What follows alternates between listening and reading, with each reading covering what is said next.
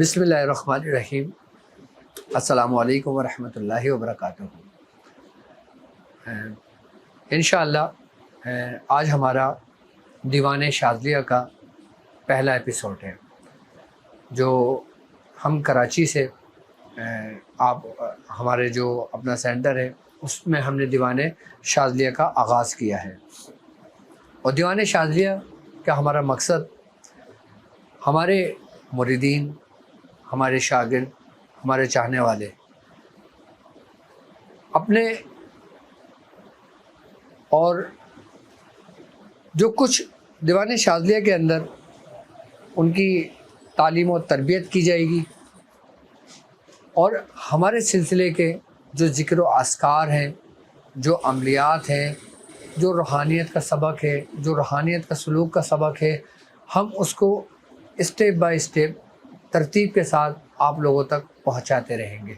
یہ دیوان شاذلیہ انشاءاللہ پورے پاکستان میں ہم منعقد کریں گے، اور سب سے پہلا کراچی میں اس کا آغاز ہوا، اور انشاءاللہ دیوان شاذلیہ لاہور میں 2 دسمبر کو انشاءاللہ لاہور میں ہمارا منعقد ہوگا، کہ جس میں تربیت کا سلسلہ ہوگا، دعا ہوگی، نشست ہوگی اور ذکر و اذکار ہوں گے، اور پھر اس کے بعد آپ لوگوں سے آپ کے معاملات میں آپ کے مطابق ملاقاتیں ہوں گی، کہ جو اپنے علاج کے سلسلے میں لوگ ملاقات کرنا چاہیں وہ انشاءاللہ دیوان شاذلیہ کے بعد ملاقات کریں گے۔ یہی دیوان شاذلیہ اسلام آباد میں منعقد ہوگا انشاءاللہ 3 دسمبر کو، کہ جس میں وہی تربیت کا سلسلہ، ذکر و اذکار، میرے جو شاگرد جہاں بھی ہوں گے وہ انشاءاللہ اس دیوان میں میرے ساتھ شامل ہوں گے، اور پھر 4 اور 5 تاریخ کو انشاءاللہ آزاد کشمیر میں انشاءاللہ تعالیٰ یہی دیوان شاذلیہ منعقد ہوگا، کہ جس میں یہی ترتیب ہوگی، اور پھر پنڈی بٹیا میں 6 دسمبر کو انشاءاللہ یہ منعقد ہوگا، کہ آپ لوگ زیادہ سے زیادہ اس میں شرکت کریں گے۔ میری طرف سے آپ لوگوں کو اس کی اجازت ہے، اور اس محفل میں بھی شریک ہوں گے انشاءاللہ۔ اس کے بعد پھر آپ کے علاج کے لیے انشاءاللہ آپ سے ملاقاتیں، پرسنلی ملاقاتیں بھی ہوں گی، لیڈیز کے لیے بھی اہتمام ہے اور جینٹس کے لیے بھی انشاءاللہ اہتمام ہوگا، دونوں سیپریٹ ہوگا انشاءاللہ، آسانی کے ساتھ آپ لوگ آ سکیں گے، اور اپنی تشنگی، جو آپ کی بے چینی، جو بے قراری ہے انشاءاللہ تعالیٰ وہ سب دور ہوگی۔ ہاں ہاں بالکل بالکل، اصل میں دیکھو نا، صحبت کا اثر بہت زیادہ ہے۔ ہاں اپنی جگہ ہے، صحبت کا اثر بہت بہت ہوتا ہے انسان کی زندگی پہ، اور صحبت ہمارے لیے اتنی ضروری ہے کہ جتنی ہماری بھوک ہماری ضروری ہوتا ہے۔ جس طریقے سے ہمیں بھوک لگتی ہے نا، دن میں کتنے ٹائم لگتی ہے؟ صبح بھی لگتی ہے، شام بھی لگتی ہے، دن بھی لگتی ہے، لیکن ہمیں صحبت کی بھوک نہیں لگتی۔ جبکہ اولیاء کرام فرماتے ہیں کہ صحبت انسان کو گناہوں سے بچاتی ہے، برائیوں سے بچاتی ہے، مصیبتوں سے بچاتی ہے، آزمائش سے بچاتی ہے۔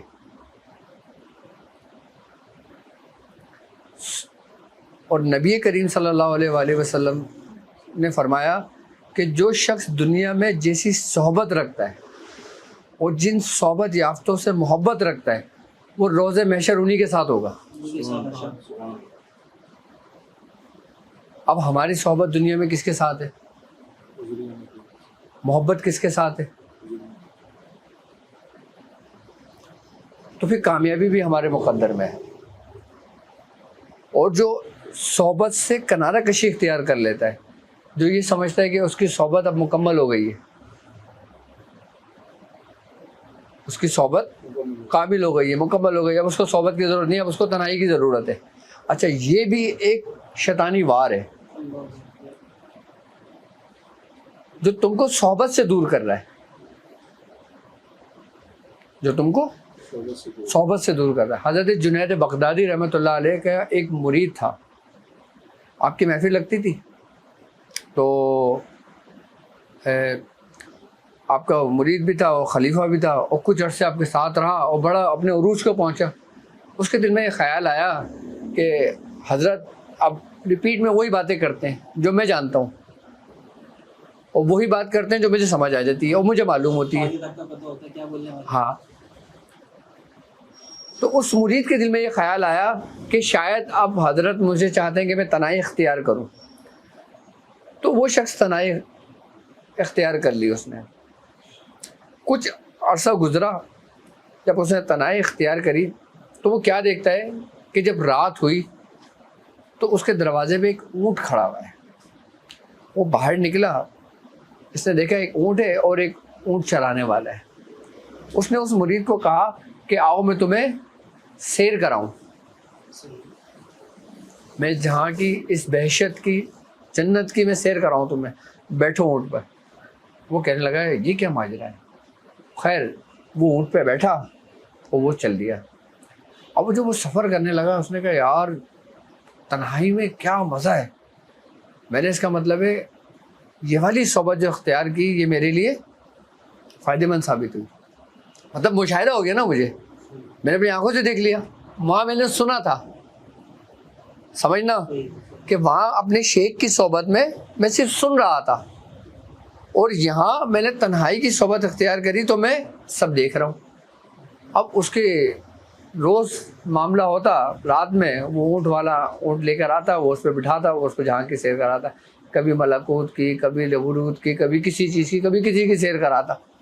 وہ خوب مزے سے کرتا. اب اس کے دل میں آیا تکبر, غرور, خیال کہ یار جو میں کرتا ہوں وہ میرے شیخ کا کوئی دوسرا کوئی خلیفہ کوئی مرید ہے جو کرتا ہے ایسا. اس کا مطلب ہے شیخ کی مجھ پر توجہ زیادہ ہے, مجھے اب ضرورت نہیں ہے وہاں جانے کی. خیر جب یہ ماجرا اس کے اپنے لوگوں پر کھلا تو لوگوں نے حضرت جنید بغدادی رحمۃ اللہ علیہ تک وہ بات پہنچائی. تو آپ نے فرمایا اچھا چلو اس ہمارے خلیفہ سے کہنا ہم سے ملے.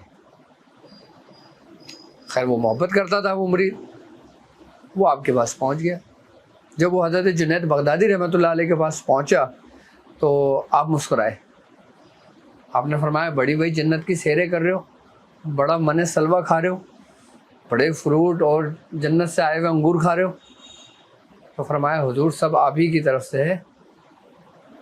تو آپ نے فرمایا اچھا آج جب تم سیر پہ جاؤ نا تو 3 دفعہ لا حول ولا قوت الا باللہ العلی العظیم پڑھ لینا. اس نے بولا حضرت تو ایسے ہی بول رہے ہیں. خیر وہ چلا گیا. اب وہی اونٹ والا آیا, وہ اونٹ پہ بیٹھے, سوار ہوئے, چل دیے سفر میں. جب وہ آدھے سفر میں پہنچے تو ان کو خیال آیا کہ میرے مرشد نے کہا تھا کہ میں 3 دفعہ لاہور پڑھ لوں, چلو یہ بھی پڑھ لیتے ہیں. اس نے لاہور پڑھا, تھپ کر کے زمین پہ گرا, اور جب زمین پہ پڑا تو غلاظت میں گرا ہوا تھا.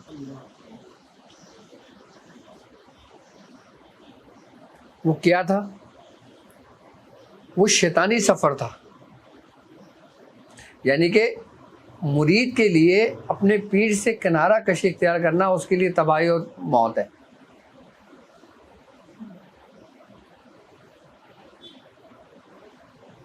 اس سے کنارہ کشی اختیار کرنا اس کے لیے ہلاکت ہے. تو پھر وہ حضرت جنید بغدادی رحمۃ اللہ علیہ کی صحبت میں پہنچا اور پھر توبہ کی تائب ہوا. تو اس پہ بزرگان دین فرماتے ہیں کہ جو شخص اپنے آپ کو تنہائی کی طرف لے کر جاتا ہے تو شیطان اس کا ساتھی اور اس کا معاون و مددگار ہو جاتا ہے. دیکھو حدیث میں ہے نا کہ تنہا شخص کے ساتھ شیطان ہوتا ہے, 1 سے 2 بھلے, 2 سے 3 بھلے, اور جہاں 3 ہوتے ہیں وہاں چوتھا اللہ تبارک تعالیٰ خود ہوتا ہے.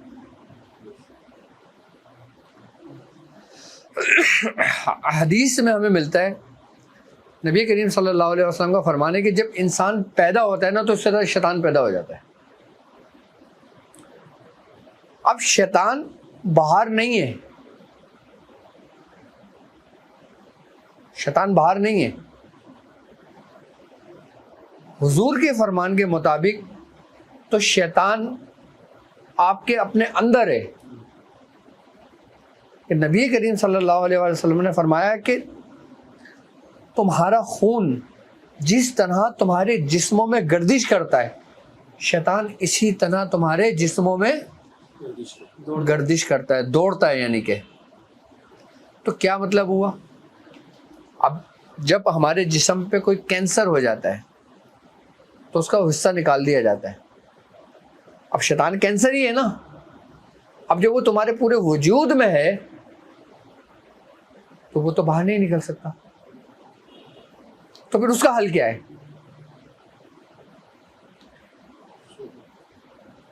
اس کا حل صحبت ہے. کیوں؟ کیونکہ صحبت تمہیں بیدار رکھتا ہے, تمہیں غفلت میں نہیں پڑنے دیتا. صحبت تمہیں بیدار رکھتا ہے, تمہیں غفلت میں نہیں پڑنے دیتا. اور جو ہلاک وہی ہوتا ہے جو غافل ہوتا ہے. ہلاکت کس کے نصیب میں آتی ہے؟ اور غافل کون لوگ ہیں؟ جو صحبت سے دور ہیں. اور جو صحبت سے دور ہیں وہ ذکر سے دور ہیں.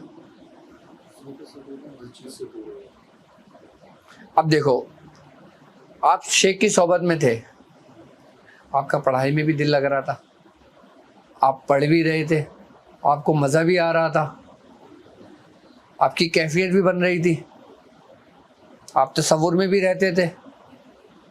اب صحبت کا رابطہ منقطع ہوا, آپ کا دل تھوڑا دور ہونے لگا, آپ کے دل میں خیالات آنے لگے, وسوسے آنے لگے. آپ کا جو دل تھا وہ ذکر سے غافل ہونے لگا. آپ پہلے سورہ قریش پڑھ رہے تھے 1111 مرتبہ, پھر آپ 313 پہ آ گئے, پھر آپ 111 پہ آ گئے, اور پھر آپ بولتے ہو یار نماز کے بعد 7 بار پڑھ لوں گا. ہے کیفیت, لیکن پہلے یہ کیفیت نہیں تھی. پہلے امر تھا. امر مطلب حکم, اس کی پیروی تھی. جب تم حکم سے تم نے خود کو جدا کیا تو تم غفلت کی طرف آنے لگے. اچھا, شیطان تمہیں کبھی بھی نہیں بولے گا کہ تو نماز نہ پڑھ, شیطان تمہیں کبھی بھی ذکر سے نہیں روکے گا, بلکہ وہ تمہارے اندر ایسے وسوسے ڈالے گا کہ یار ابھی ٹائم ہے, پڑھ لیو.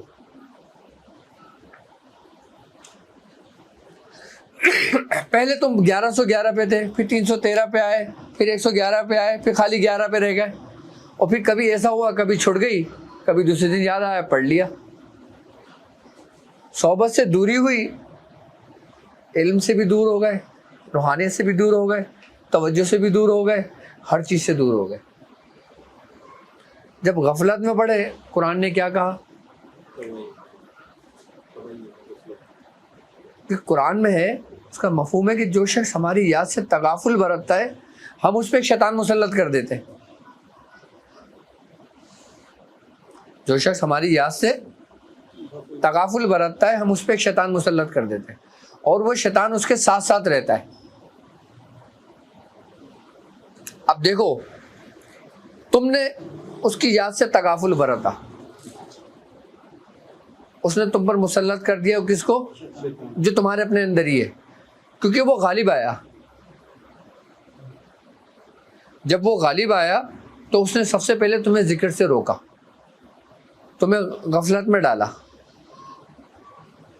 اور غفلت میں ڈالنے کے بعد آہستہ آہستہ پہلے تم 120 بار سورہ مزمل پڑھتے تھے, اس کے بعد تمہارے دل میں خیال آیا کہ یار اس سے مجھے رجت تو نہیں ہو رہی, اس سے میرے معاملات میں رکاوٹ تو نہیں آ رہی, یار میرا سر بھاری ہو رہا ہے یہ سورہ مزمل شریف پڑھنے کی وجہ سے تو نہیں ہے, ارے میرے بچے کا ایکسیڈنٹ ہو گیا اس وجہ سے تو نہیں ہے. آپ اس نے بولا یار میں 120 پڑھ رہا ہوں, چلو میں ایک کام کرتا ہوں اس کو 60 دفعہ کر لیتا ہوں. اب جب آپ 120 سے 60 بار آئے, آپ نے اپنی تعداد کو کم کیا, اور پھر 60 سے 30 کی طرف آئے, 30 سے 9 کی طرف آئے, 9 سے 1 کی طرف آئے, اور ایک طرف میں کبھی بھول گیا کبھی پڑھ لیا, کبھی بھول گیا کبھی پڑھ لیا, تو تم غفلت کی طرف پہنچ گئے اپنے. لیکن آپ کے دل میں یہ ہے کہ ہاں بھائی نماز پڑھنا ہے مجھے 5 وقت کی, نماز میں چھوٹ نہیں ہے. کیوں؟ کیونکہ ہمارے بارے میں ایمان ہے کہ 5 وقت کی نماز ہم پہ فرض ہے.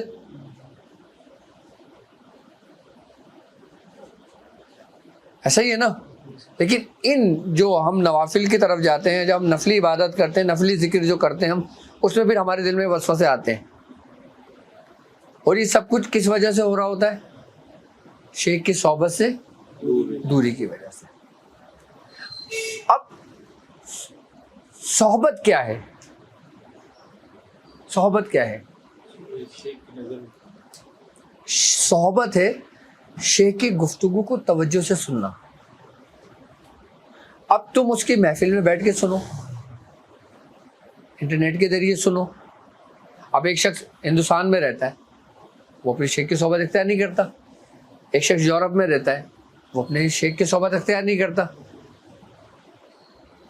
لیکن یہ جو ایک سوشل نیٹ ورک ہے، اس نے تمہیں وہ صحبت دے دی، اس نے وہ تمہیں صحبت دے دی، کیونکہ تم اس کو دیکھ بھی رہے ہو، اس کو سن بھی رہے ہو، اس کو دیکھ بھی رہے ہو، اس کی سن رہے ہو۔ تمہارے شیخ کی جو نشست ہے وہ تمہارے لیے صحبت ہے۔ اب شیخ کے ساتھ تم ہوتے ہو، اب چاہے تمہاری گفتگو روحانیت پہ ہو یا نہ ہو، عملیات پہ ہو یا نہ ہو، دین پر ہو یا نہ ہو، اس کے ساتھ بیٹھنا تمہارا صحبت ہے۔ اچھا، غفلت کیا ہے؟ کہ جو تم صحبت میں بیٹھے اور تم نے اس کی گفتگو پر، اس کی باتوں پر عمل نہیں کیا، خالی سنا، یہ غفلت ہے۔ اب شیخ کہہ رہے بے حیائی کے قریب نہ جاؤ، تم نے سن لیا کہ شیخ نے کہا ہے کہ بے حیائی کی طرف، لیکن تم نے عمل نہیں کیا، یہ غفلت ہے۔ اسی لیے اولیاء کرام فرماتے ہیں کہ کچھ لوگ ہوتے ہیں جو شیخ کی صحبت میں رہ کر بھی غفلت میں رہتے ہیں۔ کیوں؟ کیونکہ وہ اپنے مفاد میں ہوتے ہیں، ان کا مقصد ہوتا ہے نا۔ اب حضور کریم صلی اللہ علیہ وآلہ وسلم کی صحبت اس کائنات کی سب سے افضل اور اعلیٰ صحبت تھی، اس جیسی صحبت کبھی کسی کو میسر نہیں ہوگی۔ لیکن آپ کی صحبت میں منافقین بھی بیٹھتے تھے، ابو جہل بھی ہوتا تھا اور دوسرے بھی ہوتے تھے۔ تو صحبت کے اثر ان منافقوں پہ کیوں نہیں ہوا؟ اس کا اثر ان منافقوں پر کیوں نہیں ہوا؟ کیونکہ وہ غافل تھے، ان پہ مہریں لگی ہوئی تھی نا۔ دیکھو، کافر ہونا کوئی معیوب بات نہیں ہے۔ کافر یہ ہوا نا کہ بھائی بندہ کافر ہو گیا، ایمان سے گیا، اب وہ جب رجوع کرے گا اللہ بہتر معاف کرنے والا ہے۔ لیکن منافق ہونا کافر ہونے سے زیادہ خطرناک ہے۔ اچھا، منافق کو ہدایت نہیں ملتی، میں نے کبھی تاریخ میں یہ چیز نہیں پڑھی کہ کسی منافق کو ہدایت ملی ہو، یا آپ اگر آپ کی نظر میں کوئی واقعہ ہے کسی منافق کو ہدایت ملی ہو تو مجھے بتاؤ، کسی ایک منافق کا نام بتاؤ۔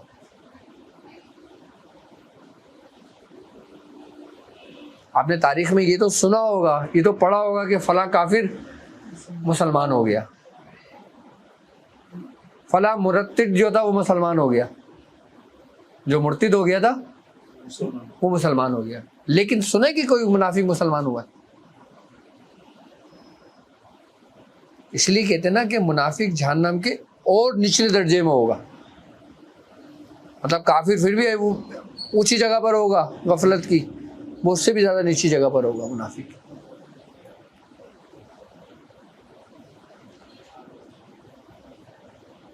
یعنی کہ حضور کی صحبت میں منافق بیٹھتے تھے، لیکن وہ کس لیے بیٹھتے تھے؟ حضور کی صحبت اختیار کرنے کے لیے نہیں بیٹھتے تھے، وہ اس لیے بیٹھتے تھے کہ ادھر کی ادھر اور ادھر کی ادھر لگائیں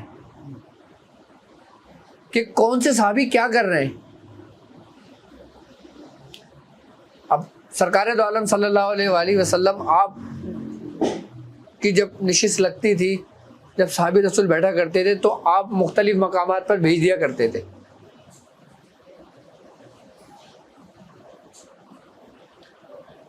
تو وہ جو منافقین ہوتے تھے نا، وہ مشرکین کی خبریں حضور کو لا کر دیتے تھے اور حضور کی خبریں مشرکین کو لے جا کے دیتے تھے. حضور کی صحبت میں بیٹھتے تھے, کہتے تھے حضور ہم آپ کے ساتھ ہیں, آپ کے لیے جان بھی حاضر ہے, حضور آپ جہاں آپ کا پسینہ گرے گا ہم خون گرائیں گے. اور جب وہی منافقین مشرکین کے ساتھ بیٹھتے تھے تو کہتے تھے گویا ہم تو ان کے ساتھ مذاق کر رہے ہیں, ہم تو تمہارے ساتھ ہیں. قرآن کہہ رہے ہیں نا. تو سنا کہ کسی منافق کو کوئی توبہ نصیب ہوئی ہو. تو اس دور کے اندر یعنی کہ منافقت ہر دور میں رہی ہے, حضرت آدم علیہ السلام سے لے کر اور آخری امام مہدی علیہ السلام تک یہ رہے گا یہ سلسلہ. منافقت کفر کا اعلیٰ درجہ ہے. جب حضور کی صحبت میں رہ کے صحابی رسول محفوظ نہیں ہوئے ان کے شر سے, تو آج اولیاء کرام کی صحبتوں میں کیسے رہ سکتے ہیں محفوظ؟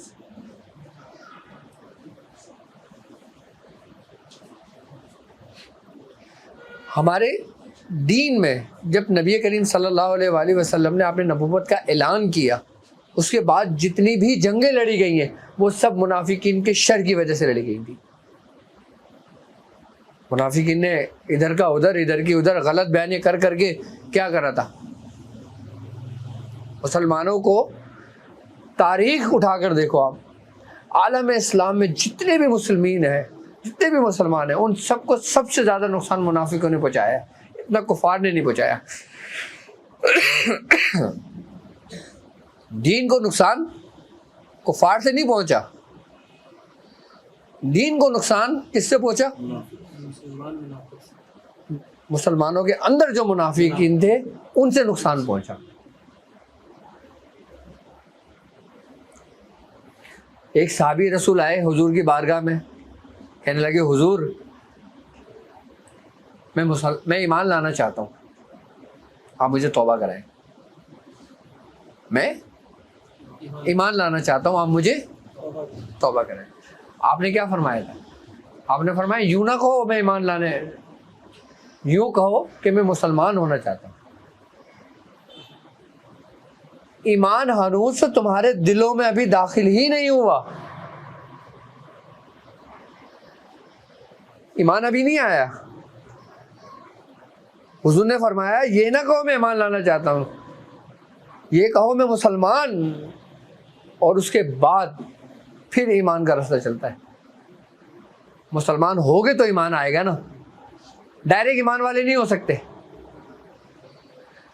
اب اس طریقے سے اگر دیکھا جائے تو اگر مسلمان کے گھر جو بچہ پیدا ہوتا ہے تو کیا وہ مسلمان ہوتا ہے؟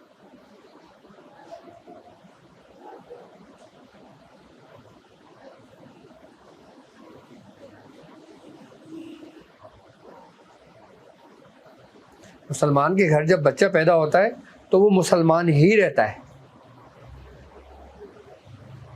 لیکن آپ کی تربیت اس کو ایمان والا بناتی ہے. آ گئی وہی بات کس کی؟ صحبت کی. اس ہی لیے نبی کریم صلی اللہ علیہ وسلم کا فرمان ہے کہ ماں کی گود سے قبر کی لحد یعنی کہ اپنی لحد تک علم حاصل کرو. ایک ڈاکٹر کے گھر بچہ پیدا ہوا, وہ ڈاکٹر کہلائے گا؟ وہ یہی کہے گا میرا باپ ڈاکٹر تھا. اب وہ بھی ڈاکٹر بننا چاہتا ہے تو اس کے لیے اس کو کتنے مراحلوں سے گزرنا پڑتا ہے, تو مسلمان بننے کے لیے کتنے مراحلوں سے گزرنا پڑتا ہے آپ نے سوچا ہے؟ نہیں, آپ تو خاندانی مسلمان ہیں, پیدائشی مسلمان ہیں, آپ کو ضرورت ہی نہیں ہمیں ان مراحلوں سے گزرنے کی. ہمارے یہاں خرابیاں کیوں پیدا ہوئی ہیں؟ کلمہ پڑھ لینے سے انسان مسلمان ہو جاتا ہے. ہم نے کلمہ پڑھا, ہم مسلمان ہو گئے. کیا یہ ہمارے لیے کافی ہے؟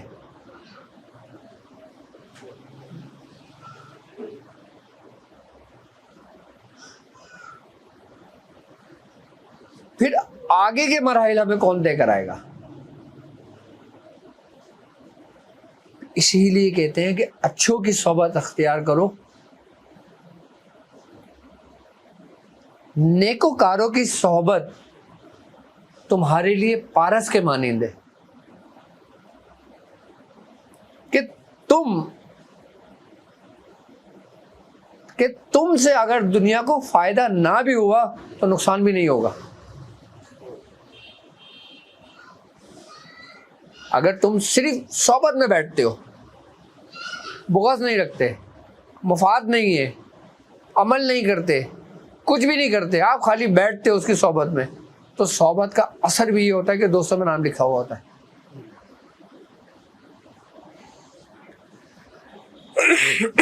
خالی صحبت کا اثر۔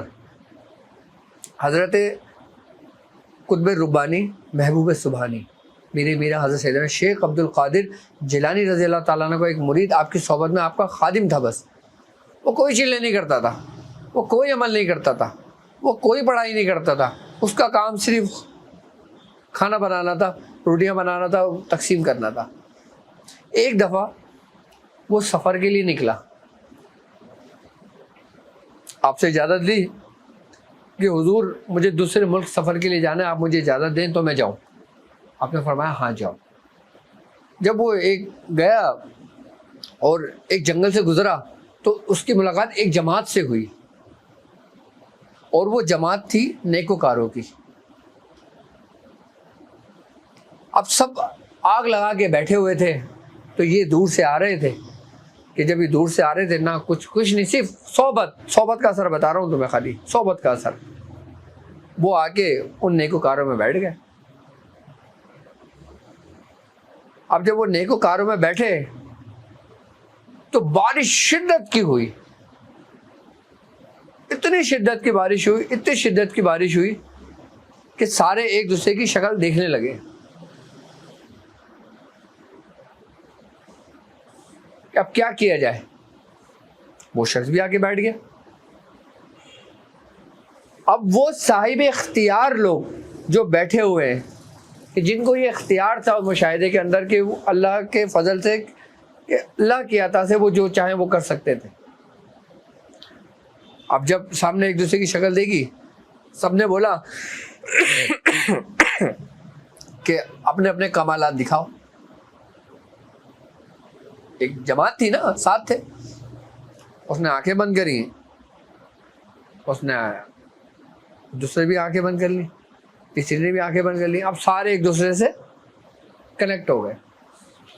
یہ ایسے بیٹھے ہوئے تھے۔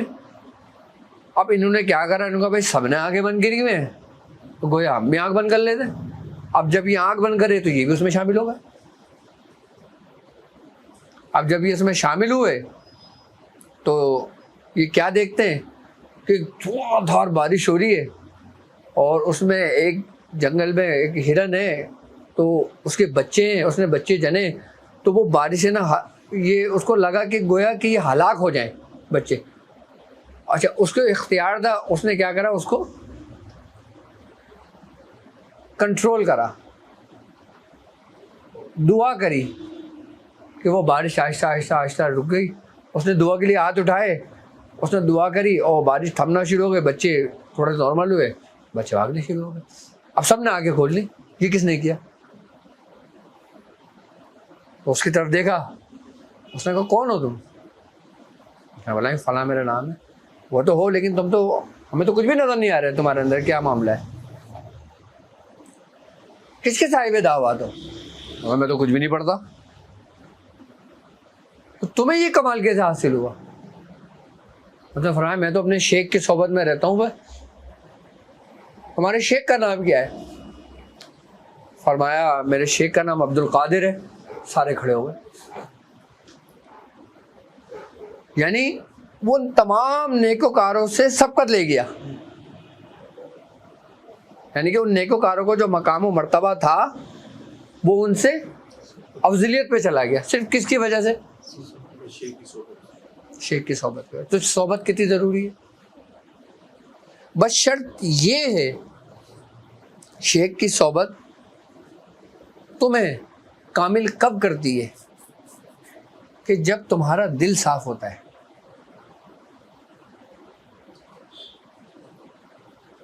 کیوں میں حضور فرماتے ہیں کہ اپنے پیر بھائیوں کے لیے تم ذرہ برابر بھی کنات، بغض، کینہ نہ رکھو.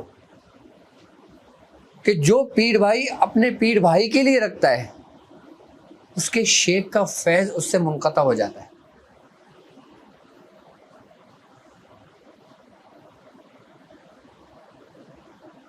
اس کے شیخ کا فیض اس سے منقطع ہو جاتا ہے، ختم ہو جاتا ہے. اور جب فیض منقطع ہوتا ہے تو پھر وہ کتنی صحبت اختیار کر لے، کتنا ہی جھوٹا پانی پی لے اپنے شیخ کا، جتنی ہی چپلے اٹھا کے گھوم لے ساتھ، اس کو کوئی فائدہ نہیں ہوتا. اس کی مثال بالکل میں حضور فرماتے ہیں ایسی ہے کہ جیسے ایک گرو اور ایک چیلا سفر کر رہے تھے. سفر کرتے ہوئے گاؤں پہنچے اور اس چیلے کو اس گرو کے ساتھ 20 سال گزر گئے. جب وہ اس شہر میں پہنچا، جب اس نے شہر کی رنگینیاں دیکھیں، شور شرابہ دیکھا، تو اس نے اپنے شیخ سے کہا، اس سے کہا گرو سے کہ گرو تو مجھے اب اجازت دے کہ میں اب تیرا ساتھ چھوڑ کر میں اب دوسرے معاملات میں لگوں. تو فرمایا کیوں، کیا ہو گیا، ہم سے کوئی غلطی ہو گئی کیا؟ فرمایا نہیں، تیری کاملیت میں مجھے کوئی شک نہیں ہے. کس نے کہا؟ چیلے نے اپنے گرو سے کہا کہ تو کامل ہے، واللہ تو کامل ہے. میں نے تیرے پاس لوگوں کو آتے ہوئے دیکھا، بدلتے ہوئے دیکھا، لیکن مجھے ایک شک یہ ہے کہ میں تیرے ساتھ 20 سال سے رہا لیکن مجھ پر کوئی اثر نہیں ہوا تیری صحبت کا.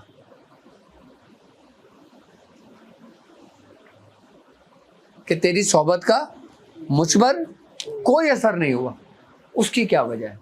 آپ نے فرمایا چل ٹھیک ہے، چھوڑ وجہ تو نے ہماری اتنی خدمت کی ہے، جاتے جاتے ہم تجھے انعام دے دیتے ہیں. اچھا جا میرے حجرے میں ایک گٹری رکھی ہوگی، اس کو اٹھا کے لا. اب وہ گٹری اٹھا کے لے کر آیا، اس نے کہا کھول. اس نے کھولی تو اس میں ایک صندوقچہ نکلا. صندوقچہ تھا لوہے کا. اب اس میں ایک کپڑا بچھا ہوا تھا، کپڑے کے اوپر ایک پتھر رکھا ہوا تھا. تو گرو نے کہا کیا ہے اس میں؟ اس نے کہا حضور اس میں پتھر رکھا ہوا ہے. صندوقچی کے کون سی ہے؟ لوہے کی ہے نا یہ؟ اس نے کہا ہاں لوہے کی ہے. اور نے کہا پتھر نکال. اس نے پتھر نکالا. آپ نے کہا چل لوہا ڈھونڈ کے لا. وہ لوہا ڈھونڈ کے لایا. آپ نے کہا اس کو رگڑ اس میں. اس نے اس پہ رگڑا، وہ سونے کا بن گیا. کیا؟ وہ سونے کا بن گیا. تو اس نے کہا چیلے نے حضور یہ تو پارس ہے جو جس کو چھولے سونے کا بن جاتا ہے. تو فرمایا اچھا مجھے ایک بات بتا، یہ 20 سال سے اسی باکس کے اندر رکھا ہوا ہے، یہ سونے کا کیوں نہیں بنا باکس؟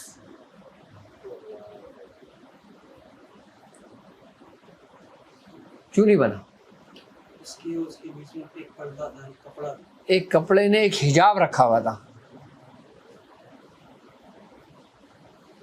فرمایا یہ حجاب ختم کر دے تو بھی سونے کا بن جائے گا. لیکن اگر شیخ کی صحبت سے تمہیں کوئی فائدہ کچھ بھی نہ ہوا نا، اتنا ضرور ہوگا کہ تم گناہ کی طرف نہیں جاؤ گے.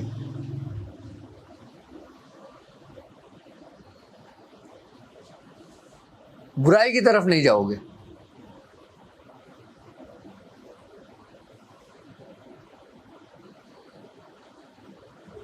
لیکن اس کے لیے ایک راستے کا انتخاب تمہارے لیے بہت ضروری ہے. کیا؟ وہ ہے ادب. اچھا ادب کیا ہے؟ ادب کسے کہتے ہیں؟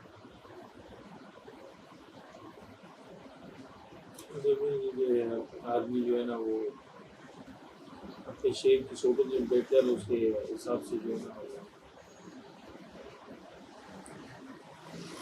ادب نیک کام کرنے کو کہتے ہیں. جس کام میں کوئی خوبی ہو اس کو احسن انداز سے کرنا، یہ ادب ہے. اب تمہارے شیخ آئے، تم لیٹے ہوئے تھے، تم ایک دم اٹھ گئے، یہ تم نے اچھا کام کیا نا. تم ہاتھ باندھ کے کھڑے ہو گئے, احسن کام کیا نا, یہ ادب ہے. جب تمہارے اندر اچھے کام کرنے کی خوبیاں ہوں گی, ہر کام کرنے کا دیکھو طریقہ ہے. اب کھانے کے بھی آداب ہیں. اب ایک بریانی رکھی ہوئی ہے, ایک بڑے نفاست کے ساتھ آپ کھا رہے ہو اور ایک مٹھی بھر بھر کے کھا رہے ہو, جبکہ کھانا ہی تو ہے, ایک کام ہی تو ہے. لیکن اس میں خوبی کب پیدا ہوئی کہ جب تم نے اس کو احسن طریقے سے کرنا شروع کیا. یہ ادب ہے. جب تمہارے اندر ادب ہوگا اور تم جس کے لیے ادب کرو گے, جس کا ادب کرو گے, تو تمہارے دل میں اس کے لیے محبت ڈال دی جائے گی. اور جب تمہارے دل میں اس کے لیے محبت ڈال دی جائے گی تو تمہیں صراط مستقیم پہ چلنے کا طریقہ تعلیم کر دیا جائے گا.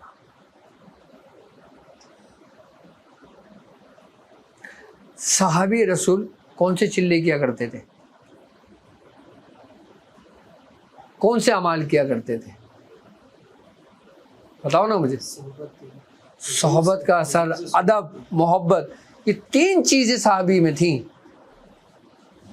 جو کمال کو پہنچے, اور ان جیسے لوگ کوئی نہیں ہے. آپ نے کیا کرا, ان تینوں چیزوں کو ترک کر کے عملیات کی لائن پکڑ لی. ایسا ہی ہے نا.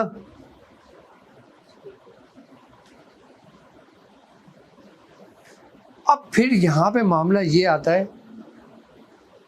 شیخ فرماتے ہیں کہ مرید 2 طرح کے ہوتے ہیں. کیا؟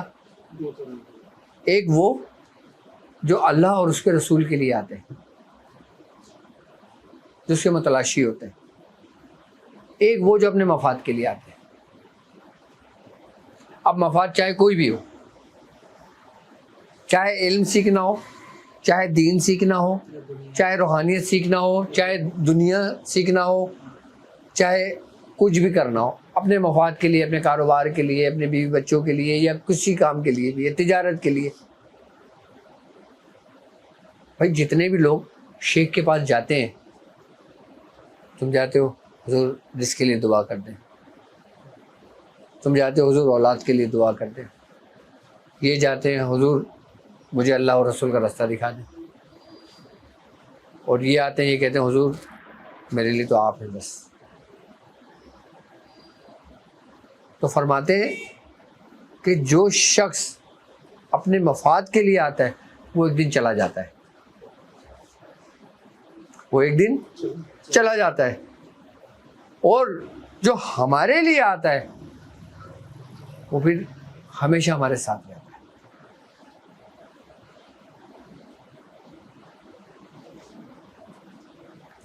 شاعر کہتا ہے کہ منزلوں کی بات چھوڑو, کس نے پائی منزلیں. ہر بندہ منزل کے پیچھے لگا ہوا ہے نا, کہ مجھے منزل مل جائے, مجھے منزل مل جائے, مجھے کامیابی مل جائے, ایسا ہی ہے نا.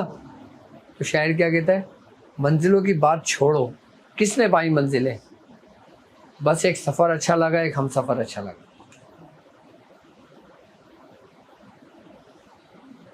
کیا ایک سفر اچھا لگا اور ایک ہم سفر اچھا لگا. ایک ہم سفر اچھا لگا. یہاں تو ذرا سے لوگ کامل ہو جائے تو وہ اپنے شیخ سے آگے نکل جاتے. یہ کانسیپٹ بالکل سنا ہے, یہ پتہ نہیں کیوں کہتے ہیں شیخ سے آگے بڑھا. میں وہی کہہ رہا ہوں نا, شیخ سے آگے نکل جائے, اور نہ نکلو تو لوگ نکال دیتے ہیں.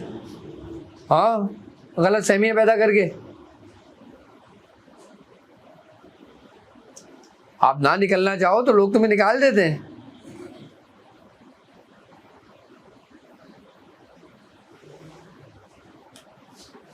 بس یہ اس لائن میں بار کتنے ہیں, جیسے آپ نے فرمایا کہ آپ کو تنہائی پسند ہونے لگے گی, صحبت چھوڑ تنہائی اختیار کر, ایک یہ بار آپ نے بتایا. ہاں, ایک جو آپ کو زبردستی دھکا دے کے آگے نکالنا ہے, ایک یہ بار ہوا. تو بھیا یہ ایسے بار بھی ہوں گے جو مجھے پتہ نہیں چل رہے, ان کو پتہ نہیں چل رہے, وہ کیسے پکڑے؟ دیکھو, اگر تمہاری تنہائی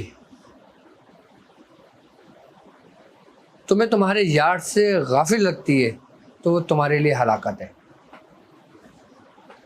کہتے ہیں کہ لوگ تنہا ہو کر بھی تنہا نہیں ہوتے اور لوگ بڑی محفل میں بھی تنہا ہوتے ہیں.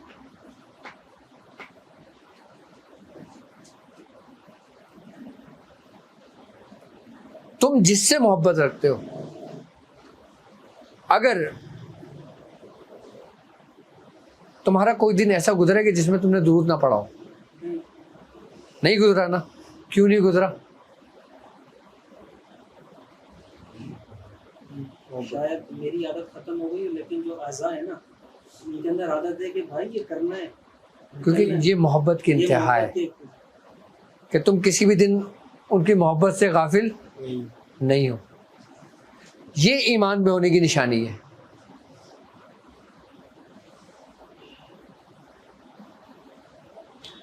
وار جو ہوتے ہیں نا، ایک ہوتا ہے نفسانی وار، ایک ہوتا ہے شیطانی وار.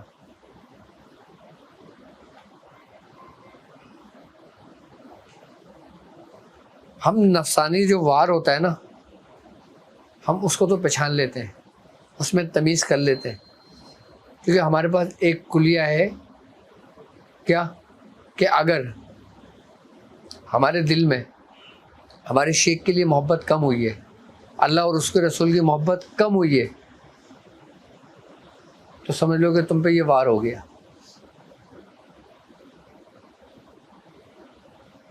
تم پر یہ وار ہو گیا.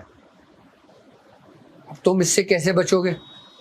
تم لاکھ عبادتیں کر لو، لاکھ نوافل پڑھ لو، لاکھ استغفار پڑھ لو، تم اس مرض سے نہیں چھوٹ سکتے. اس کے لیے تمہیں اینٹی بایوٹک ہی چاہیے، اور وہ اینٹی بایوٹک کیا ہے؟ صحبت. بھائی بعض انسانی جسم کے امراض ایسے ہوتے ہیں جو ٹیبلٹ کھانے سے ٹھیک ہو جاتے ہیں، اور بعض ہوتے ہیں تم لا کر ٹیبلٹ کھا لو نہیں ہوتے، اینٹی بایوٹک سے ہی ہوتے ہیں. تو شیخ کی صحبت کیا ہے؟ Antibiotic. تم لاکھ گمراہ ہو جاؤ، بھٹک جاؤ، جب تمہیں اپنے شیخ کی یاد آئے نا تو تم اس کے در چلے جاؤ، وہ تمہیں مایوس نہیں کرے گا.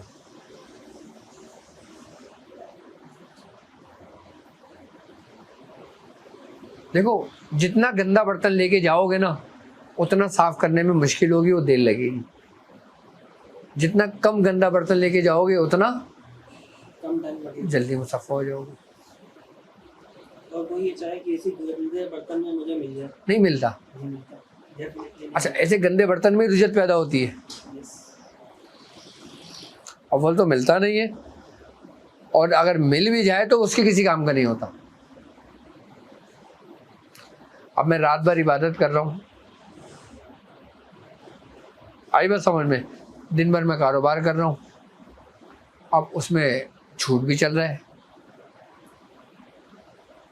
معمولاتی زندگی بھی چل رہی ہے، آنکھوں کی بے حیائی بھی ہو رہی ہے، وہ زندگی کا حصہ بھی ہے، اور پھر دوبارہ عبادت میں لگا ہوں رات میں آ کے. تو کیا ایسی عبادت ہمارے کسی کام آئے گی؟ اس ہی لیے جو تزکیہ نفس ہے نا، دنیا کے تمام مذاہب میں اس کا کانسیپٹ ہے. دنیا کے تمام مذاہب میں اس کا کانسیپٹ ہے تزکیہ نفس. تزکیہ نفس. قرآن کی آیت ہے نا، قد افلح من تزکا، کہ کامیاب ہوا وہ شخص جس نے تزکیہ نفس کیا.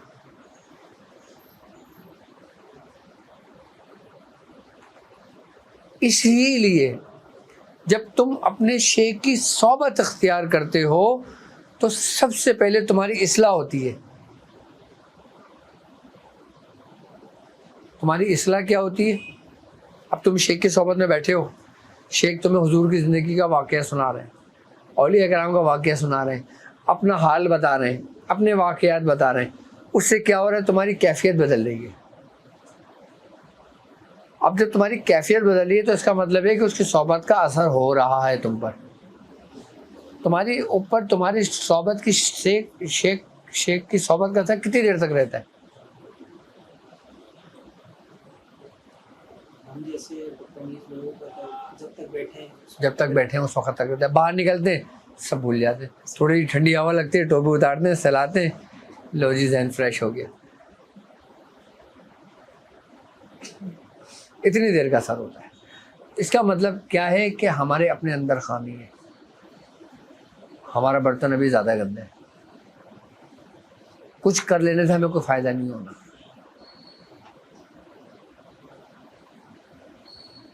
نبی کریم صلی اللہ علیہ وآلہ وسلم کی ایک حدیث آپ نے فرمایا کہ جب تم حیا نہ کرو, کیا جب تم حیا کا دامن ہاتھ سے چھوڑ دو, جب تم حیا نہ کرو تو پھر جو تمہارا دل آئے وہ کرو. یعنی کہ تمہارے اندر حیا ہے تو تمہارے اندر ایمان ہے. اگر تم نے دیکھنا ہے نا کہ کس کا ایمان کتنا طاقتور ہے, کتنا کمزور ہے, ایمان بڑھتا بھی ہے, ایمان گھٹتا بھی ہے, بڑی بحث ہے اس میں علماء کرام کی. کچھ کہتے ہیں کہ ایمان نہیں نہ گھٹتا ہے نہ بڑھتا ہے, کچھ کہتے ہیں گھٹتا بھی ہے بڑھتا بھی ہے. تو تم اس کے اندر حیا دیکھ لو تو تمہیں پتہ لگ جائے گا کہ ایمان کا کتنا حصہ ہے.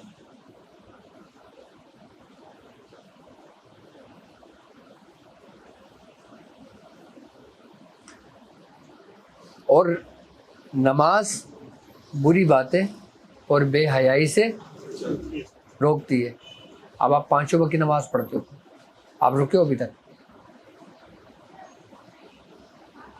کیوں؟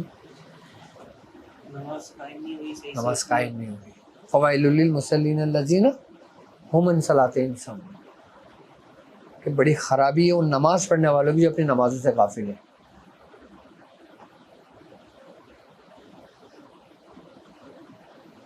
ہم صرف پڑھ رہے ہیں, ہم غافل ہیں. ہم شیخ کی صحبت بھی اختیار کر رہے ہیں پھر بھی ہم غافل ہیں.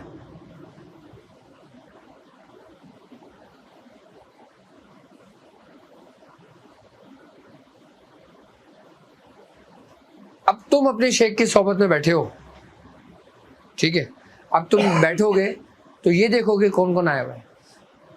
ارے شاہد بھائی نہیں آیا, جبران نہیں آیا, ہاں وہ آ رہے راستے میں, اچھا فلاں بھی آ گیا, فلاں بھی آ گیا, فلاں بھی آ گیا. یہ نہ کرو. جب شیخ کی صحبت میں بیٹھو تو تمہارے اور شیخ کے علاوہ کوئی نہیں ہونا چاہیے. تو صحبت ہے.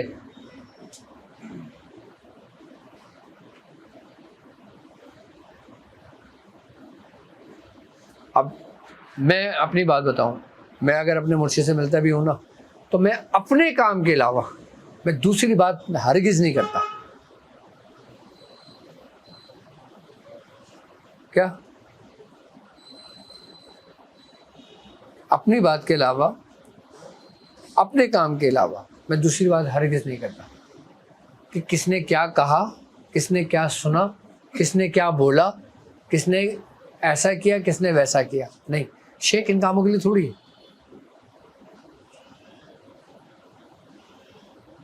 میں تنہائی میں ملوں, میں گھر میں ملتا ہوں, میں ہر جگہ ملتا ہوں. صرف اپنی بات کی, اجازت لی اور لوٹ گئے.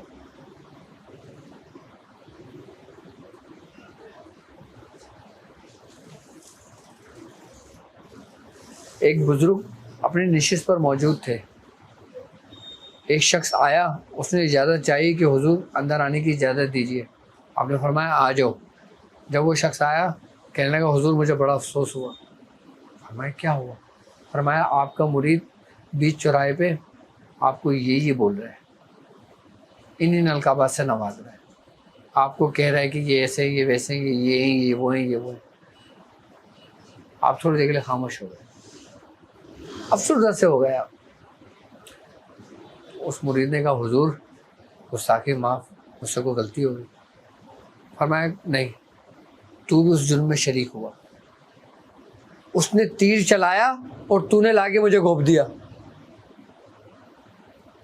سمجھنا وہ گر گیا کہ اس نے تیر چلایا تو نے لا کے تو گھونپ دیا اس نے ہوا میں چلایا، یہ آپ کے لیے تھا۔ کہ حضرت ادھر بیٹھے ہوئے ہیں. کیا تھا؟ منافق. اپنی مفاد کے لیے کہ اب وہ شیخ کی نظر میں گندا ہو جائے، برا ہو جائے، اور میں اچھا اچھا ہو جاؤں. اس اچھے ہونے نے نہیں پتا کہ اس کی سب کچھ ختم کر دیا. اسی لیے میں کہتا ہوں کہ جب تم اپنے شیخ کی صحبت میں بیٹھو تو اندھے گونگے بہرے ہو کر بیٹھو.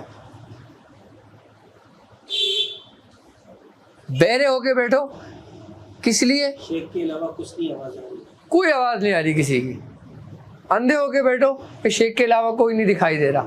گونگے ہو کے بیٹھو کیونکہ تم اس کو سننے جا رہے ہو. اور یہاں تو پورے خود سنا رہے ہوتے.